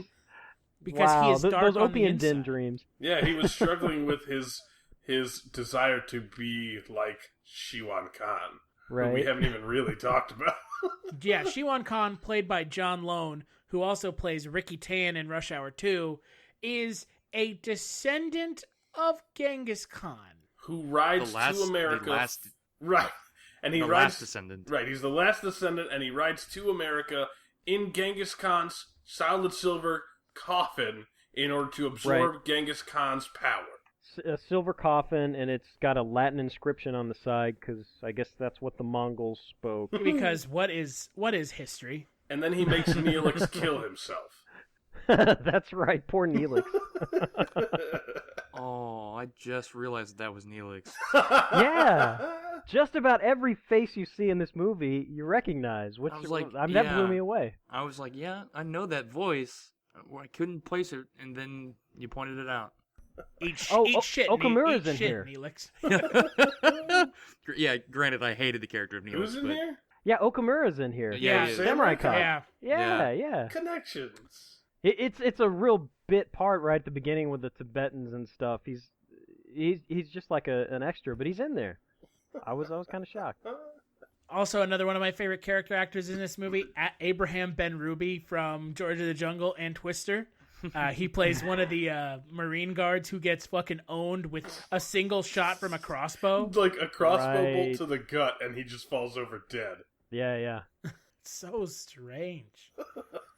So, okay, maybe someone can explain the Shadow's powers, because I don't understand. In that fight scene, he's in the lab, and they pin him to the wall with crossbow bolts, because they see his shadow in the light. Uh-huh. And so they shoot the bolts, and they pin him to the wall, and that's almost kind of cool. I'm like, wow, that's really interesting. Right, because then he, comes out of his shadow and starts shooting them. Yeah, so I'm like, wow. But then you got Tim Curry, who sees his shadow later on, and he's got a freaking Tommy gun and just unloads on it. And clearly hits. Shooting the shadow all over. Yeah, and it's like nothing happens. You just hear the creepy, Alec Baldwin laugh, and that's it. The Alec Baldwin laugh, which is in half or more than half of this movie. And then Tim Curry spins in a circle going insane. That part's awesome. It's like spinning in a circle, cackling like an idiot. And he starts frothing at the mouth. And then, of course, because, the shadow, he makes him jump out of a window. And kill himself. Yeah. That is the one thing I like about the shadow as a superhero, is that he fucking kills people. Yeah, he doesn't fuck around. Yeah. I mean, his weapon of choice are two, 1911s. Silver 1911s. Yeah. As opposed to or he makes people kill themselves. Yeah. As opposed to never he mind. shot a bunch the of the new Superman does kill people, never mind. Just General Zod. Yeah. Because, Superman has to be cool that way. Right. Superman's cool now because he kills people. Well, I mean, don't forget about like all like the non-important people you don't see die from all the destruction in whatever city. Well, yeah, the movie but takes place in. I don't remember the movie. That's where not the Superman location was. actively killing people. The movie takes place in Metropolis. Yeah, it's not a real place, bro. Well, I mean, it's New York. Yeah. Well, isn't every comic book city New York? Basically. Gotham. Yeah, I always New York imagined analog, Gotham was more yeah. like Chicago or like Pittsburgh. Maybe. Yeah, it kind of has that mobster sort of vibe. But I've heard Gotham used as in reference to New York. So. Yeah.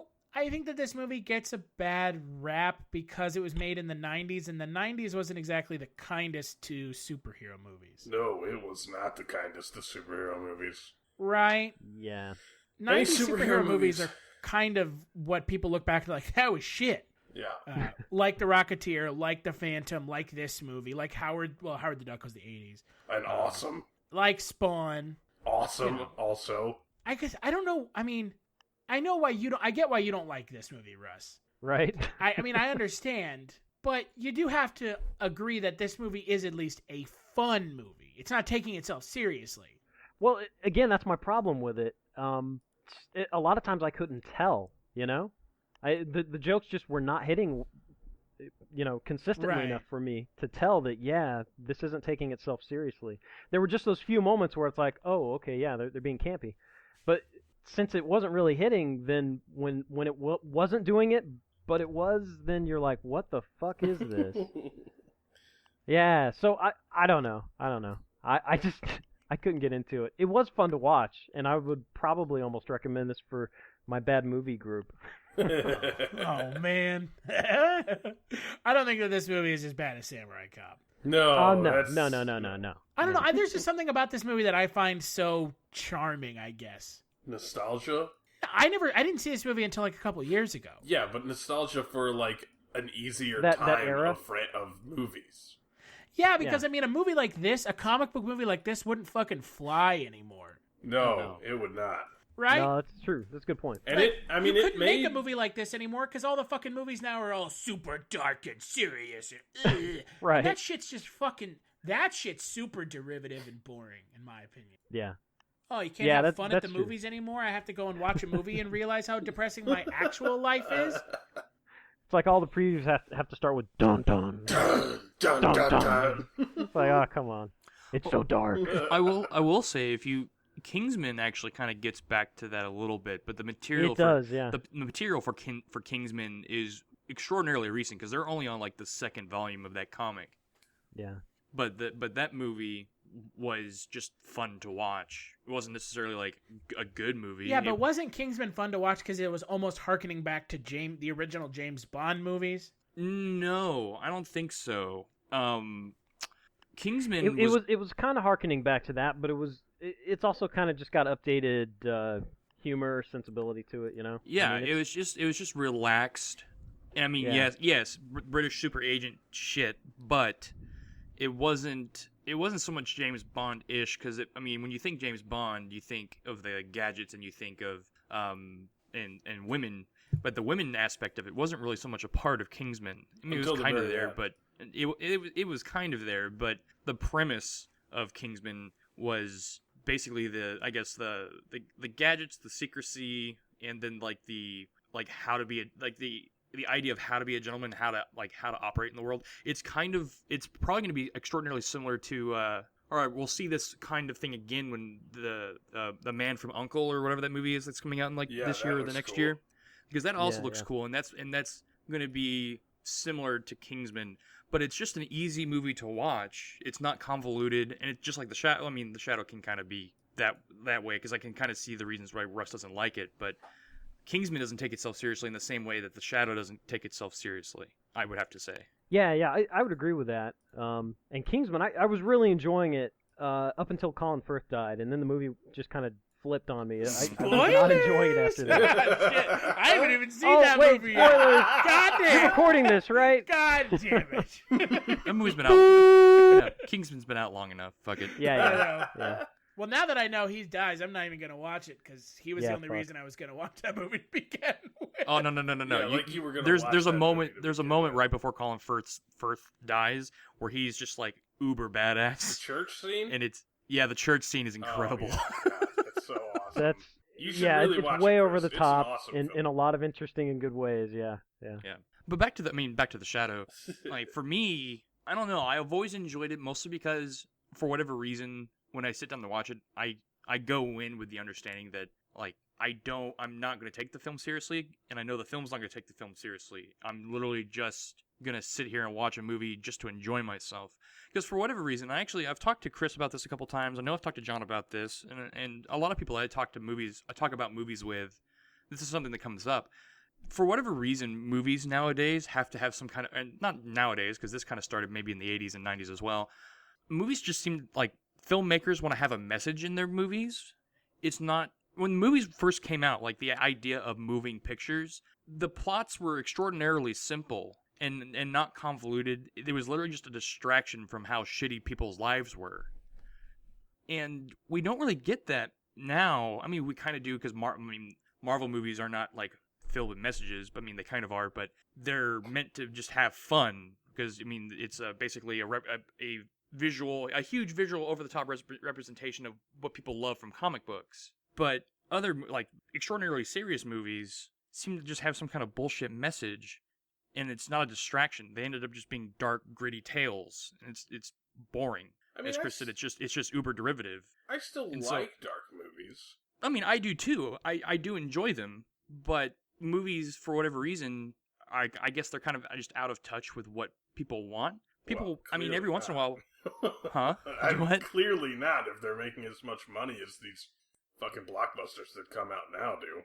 Well, I think that actually kind of goes, because we saw that with Interstellar, with like people that are like trying to make more out of a movie than, for whatever reason, people want to be like uber sophisticated and whatnot, and try and make things out of movies and try and seem like they're smarter for whatever reason. It's a weird thing. But if you like look at movies that came out in the 30s and 40s, those are just fun, simple movies to watch. And I think The Shadow is a good comes back to that. And we're seeing that now with like some of the newer movies, because like Kingsman is a prime example of that. That there's not really to me, I didn't really get a message out of Kingsman. I just got a good film watching experience, and that's not something that we really get nowadays. Yeah. I didn't mean to go off on a tangent like that, but no, I mean, I've talked about this, and I'm kind of sick of this fucking trend with comic book movies and movies in general, where it's like this movie's got to be dark and gritty and serious. I mean, I get it, but why does everything have to be so fucking serious all the time? Saddle up, buddy. That shit's not going away. I know, and I can thank the fucking Dark Knight for that. Yeah. I mean, It sucks. I mean, it really sucks because, Jesus Christ, I get that this is this is 2015 and that no one can have fun anymore, and when you go to the movies, you're not supposed to have fun, and you're not supposed to be able to enjoy the movies, but come on. There's no way to predict when it'll happen. There'll come a time where these movies just stop making money, and that's where the issue is. Movies themselves don't change until they stop making money. When Hollywood quits making money, that's when they change something, because that's basically what happened with movies now. Dark Knight made a shit ton of money because it was basically the paragon of dark, gritty, emotional comic book film. And the first take on Batman that didn't have neon light Tommy guns. Yes. So you now have that, and that made a shit ton of money. So Hollywood went, oh, well, that makes money. And so now every comic book movie is that way. When hopefully we're going to see something a little bit different from the Deadpool movie. I mean, there's going to have to be. It's going to have to be something different. Like Deadpool's better. If I'm not like gut busting laughing the entire time in the Deadpool movie, I'm going to be extraordinarily upset. Yeah, something to be wrong. Dude, I don't get excited about movies, and I can't help myself. Deadpool is going to be awesome.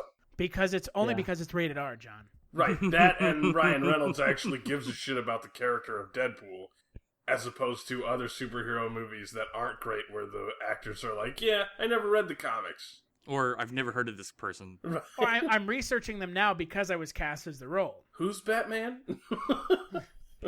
Well, and oh god, Hollywood's just mining old comic book material. You know, I mean, there's some arguments about the ages, the golden and silver ages and all that stuff, and bronze and where we may be, but there's also a dark age considered in comic books. And a lot of people have kind of called that over for a little while. You know, I mean, it did kind of start with the darker Batman stuff, and, you know, it spread on throughout Marvel and DC, and, you know, everybody had to be grim and gritty.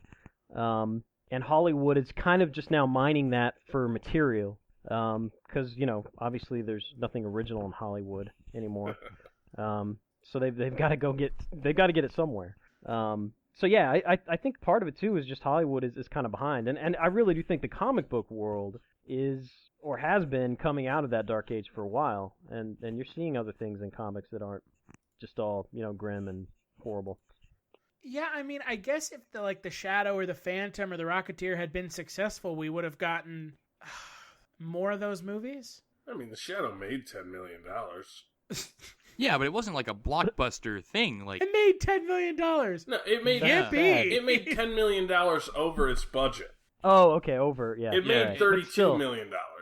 Well, I mean, that's like jack shit. Well, yeah, not in fucking for 1994. For a film to basically make a difference and have an impact in filmmaking, it needs to make like $200 million to even like be considered as a big time blockbuster revolutionary film. Well, and yes. That's the problem with fucking Furious 7. Here we go again. Part 2.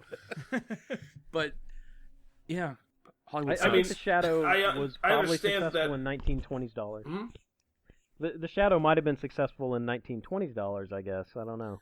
I mean, it was 1994 when The Shadow was made, and that was, I mean, $10 million was still a pretty good chunk of change in 1994. And also, 1994 was back in the time where comic books were, you know, what weird basement-dwelling children were into, you know? Basement-dwelling nerds? Yeah, I mean, comic books were not cool when I was in, like, middle school and high school. And that was fucking, you know, 2000s.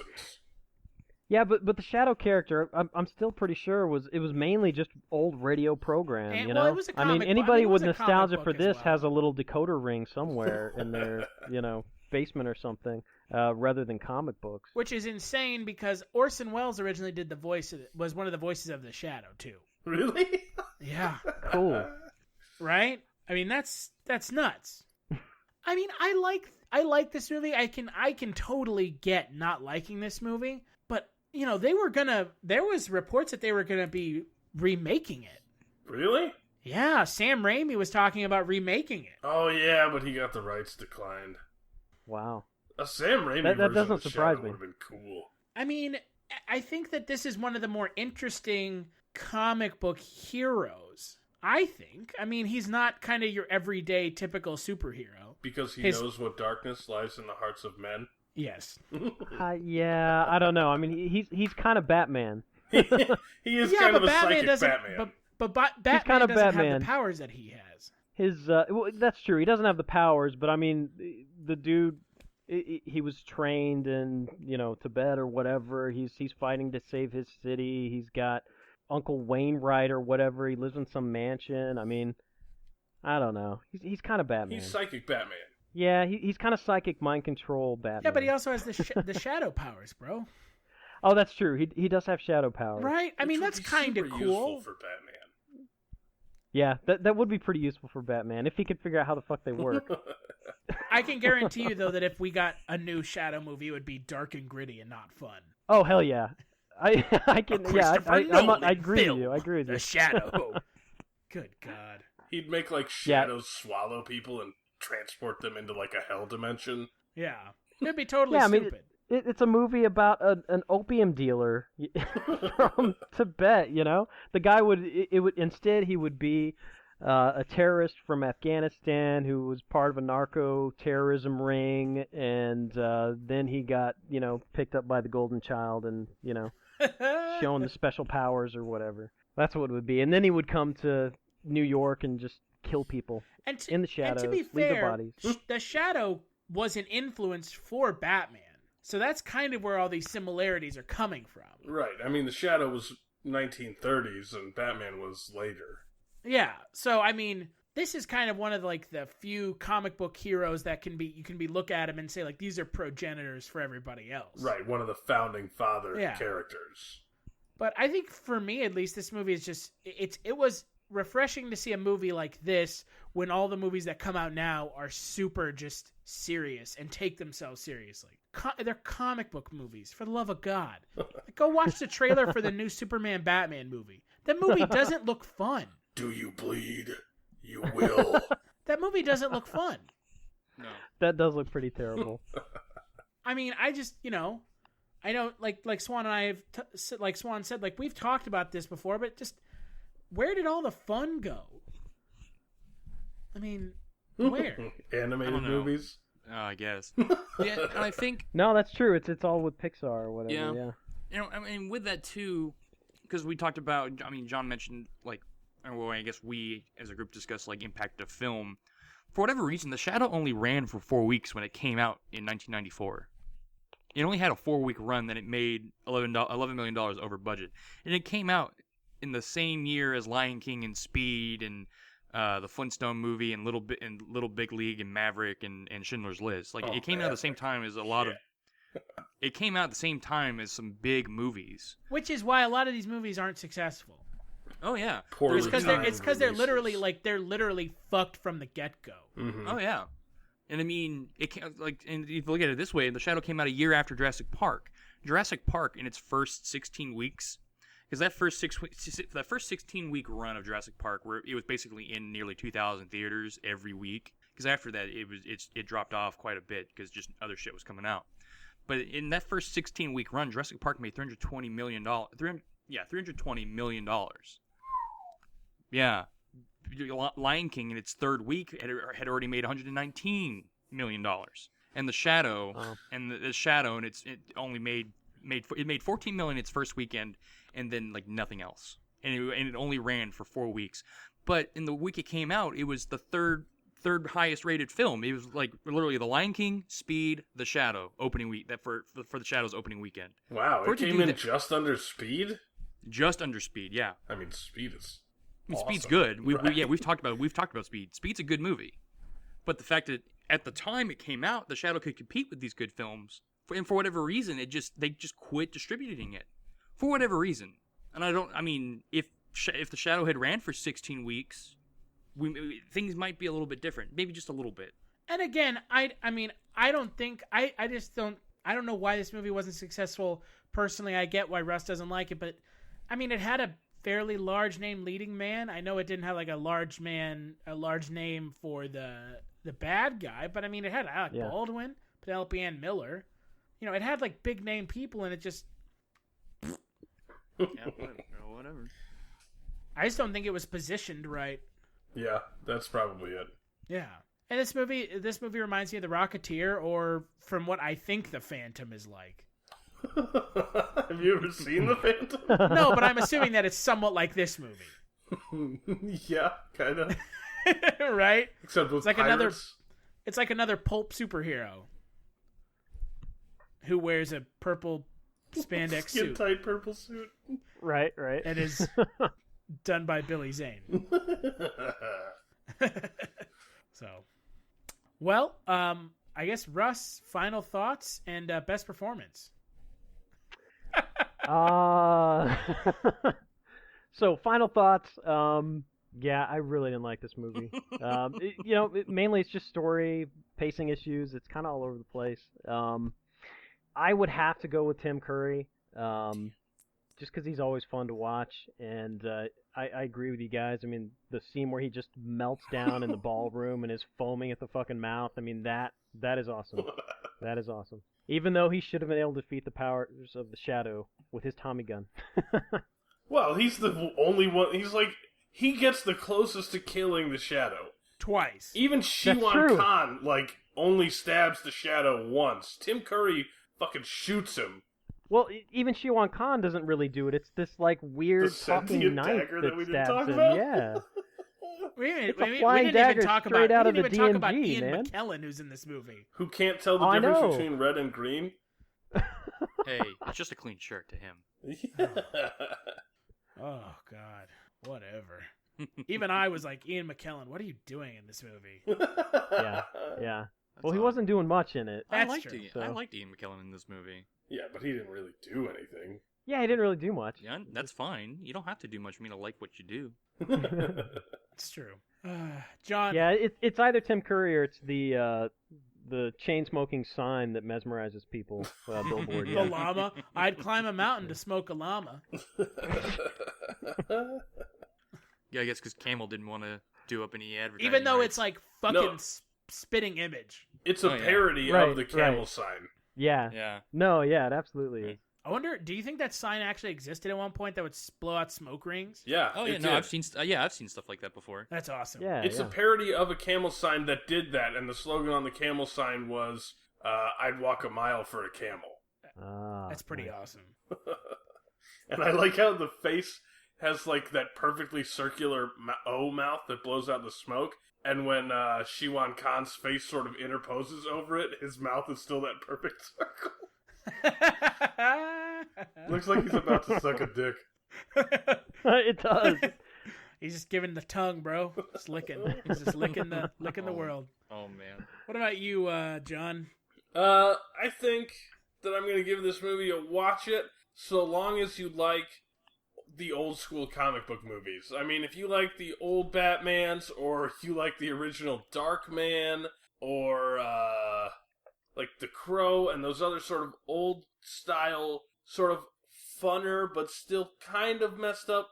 I mean, the ending of this movie, Shiwan Khan that's some fucked up shit that happens there. Oh yeah, that's what John and I were talking about that earlier. The fucking ending is super dark. I mean, they like lobotomize him. Because the shadow tells him to. Right. They like lobotomize him, and then the doctor is like, don't worry. The shadow, like, Mhm. they did the whole, like, Bruce Lee mirror fight scene or whatever. The mirrors explode, and then he takes a shard of the mirror and, like, sends it into the dude's forehead. Uh-huh. Yeah. So he, like, kind of lobotomized him. Mhm. I mean... But But then then they that's made pretty sure dark. to, like, full lobotomize yeah, him. because they like shave a chunk of his head, and there's like a big circle where they like slice him open. Yeah, that's true. And they had to close up, again, annoyed the hell out of me. Every time they did it, they had to close up on the doctor's ring. He had to put his hand up near his face or whatever, and so you could see his secret decoder ring and know that, he knew the shadow too. Uh-huh. Yeah. Right. The shadow. What I always got the ending is the shadow told him to lobotomize the guy, which is like so Wow. fucked. And the doctor says that okay. line. Yeah. I mean, if he knows the shadow, then he knows telepathy is real. And the doctor says this line. He's like, don't worry, it's a part of the brain that nobody ever uses. And then he goes to walk out, and then he turns around and gives the little, like, gun click hand motion and smiles Right. and says, unless you believe in telepathy, ha ha ha. And he, like, walks out and closes the door. And then he's like, I am Shiwan Khan. I am the son of... I am the, like... Last descendant of Genghis Khan. And then you hear all these people in the background that are like, I am Roosevelt. I am Thomas Edison. I'm William Shakespeare. Must suck to suck, bro. I mean, it's a fun movie, and it's sort of lighthearted, but it's also sort of fucked up. Yeah, no, it is. It's twisted. Yeah, and so I No, think that's why I kept, talking about, golly, the shadow, date rape Alec Baldwin, I mean, because it's like, that was so creepy at the beginning where he's like mind controlling his uncle to not look into him. Yeah. And then he sees the girl he likes and he's like ordering her wine and he's, hey, you want to go get some chicken or whatever the hell because he's reading her mind? It's so creepy. It's creepy. Hey man, gotta use those superpowers for minor, non-superhero style stuff. With his Yeah, that's true. silver eyes. Yeah, they Yeah, turn yeah. silver whenever he mind controls people. Yeah. You will forget about me. What? What are you talking about? You will forget about the shadow. Why would What I are you do saying? Are you drunk? that? Are you drunk? And apparently, like the cloudy mind sees nothing, and so psychics can like hypnotize people to not see entire buildings. Right. But apparently they can only hypnotize you if you're, like, a dumb shit. And so, like, everybody in New York is a dumb shit, including Alec Baldwin. Yeah, including the shadow. Right. It's really, I don't know. I enjoyed this movie. It's a good movie. I would say maybe watch this with friends, and you can kind of like laugh at the jokes that are supposed to be jokes, and then sort of make fun of the parts that aren't supposed to be jokes. I don't know. It's good. Watch it. Best performance. I'm gonna go with John Lein, because he plays Shiwan Khan, who's the bad guy, and like we already talked about, his discussions with Alec Baldwin are so weird, and they're almost weirder because he totally sells it. Yeah. I mean, he absolutely is like, I'm the fucking king of Mongolia. Oh, American bourbon. I've developed a taste for it. It's so weird. What about you, Swan? It's a good movie. I really like it. I think everyone should watch it at least once, and hopefully have a good time watching it. Best performance, I'm gonna go with Sab Shimono, Dr. Tam. It's Bronzium. It's almost like it was almost like George Takei's almost. That was a really cool moment for me. Oh, that's the Shadow. Did you know that's the Shadow? Oh my! Oh my! Hey Swan, I only have one question for you. Yeah. The sun is shining, but the ice is slippery. Nice. You're one of the agents of the Shadow. I don't know what you're talking about. Right. Yes, right. Let me get my ring in the shot, quick. Oh shit! Oh I'm man, gonna say fucking Peter Boyle's this little like excuse for the notes that come in. Is that from the bowling league again? Yep. I'm gonna go with watch this movie, because if you like The Rocketeer, you'll probably like this movie.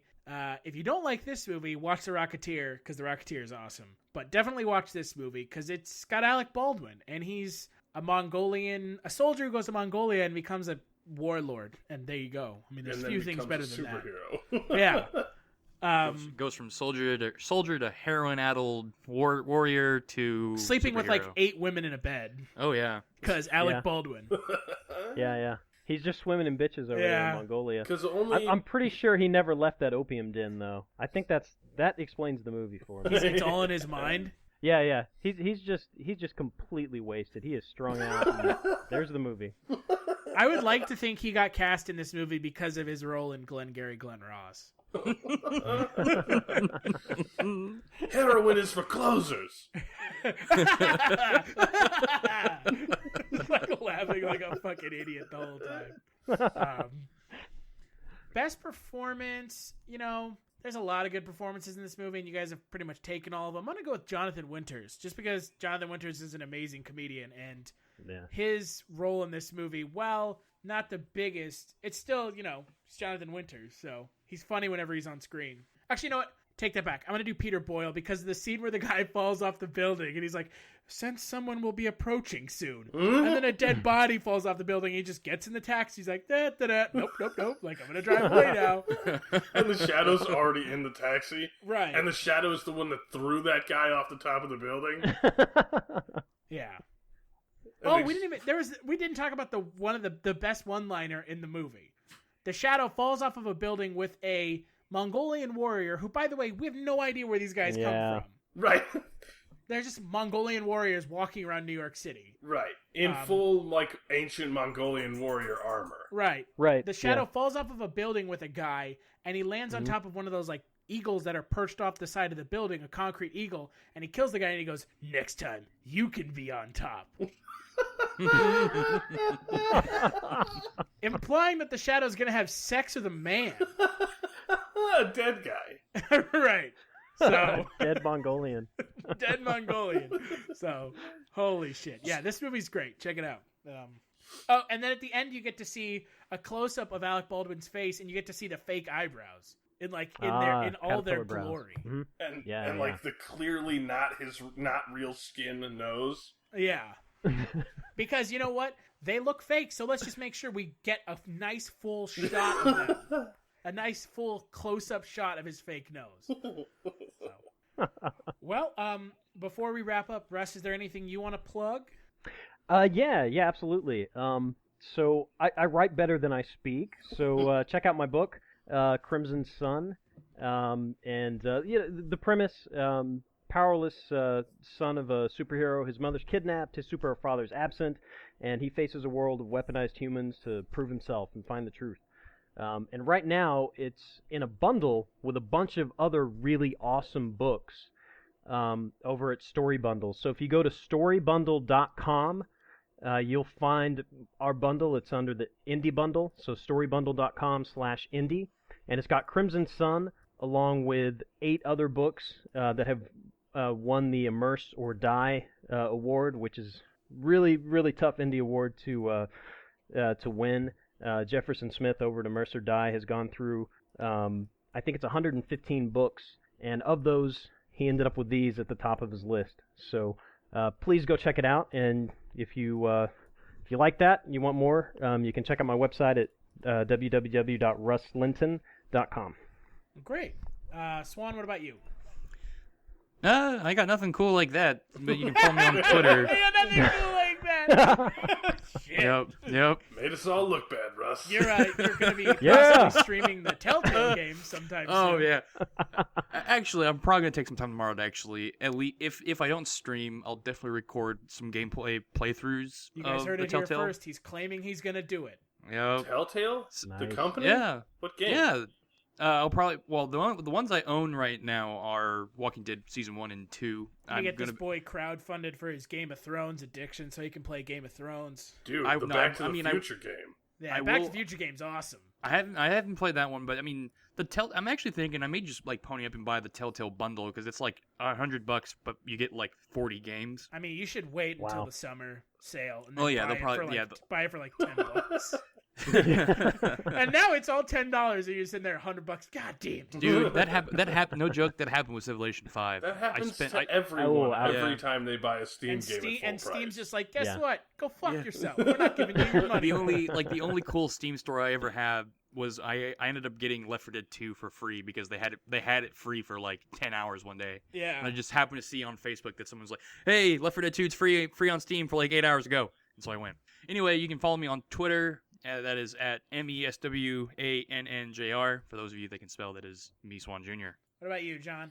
My Twitter is John Lein, spelled Lein, with the number 1 at the end. We got the Tales from the Crypt podcast called Chronicles from the Crypt that's always entertaining. And we got the Kulturecast, which you're listening to right now, but this is a bonus. Nope, this isn't a bonus episode. No, it's not. This is the legitimate episode. I'm plugging the thing that you're listening to right now. So continue to listen, regardless of what John says. Right. Watch for the next episode next time. Yeah. Other than that, I don't have any books written, so... You know. Jesus. You can follow me on Twitter at HeelStash. Like Culture Shocked on Facebook and follow the Culture Shocked Twitter account on Twitter. Yesterday we sat down and we recorded a Saw Marathon podcast. We spent 5.5 hours recording it. It'll be coming out on May 2nd or possibly sooner. So keep an eye out for that. We have 4 interviews on that podcast with some stars of the film. And yeah. This coming Wednesday, we'll be talking about 2 films, Camp Dakota and Not Cool. Which John is super excited about. Yeah. Some of us will talk about it. Yeah. John will be there to talk about it, guys. He'll be there. Don't worry. He'll be there. And then next Sunday, we'll be talking about the Hunley and Mambo Kings with an interview with Armando Santi that John had. So. Well, great. Cool. I want to thank Russ for taking time out of his schedule to sit down and talk with us. It was a lot of fun. And yeah, thank you. When Samurai Cop 2 comes out, oh yeah, we'll have to do this again. So, well, cool. I've got the wig and everything. I'm ready to go. You've got the wig. When you're pulling off your sweet kung fu moves, just don't let it fall off. That's right. All right, let's stop.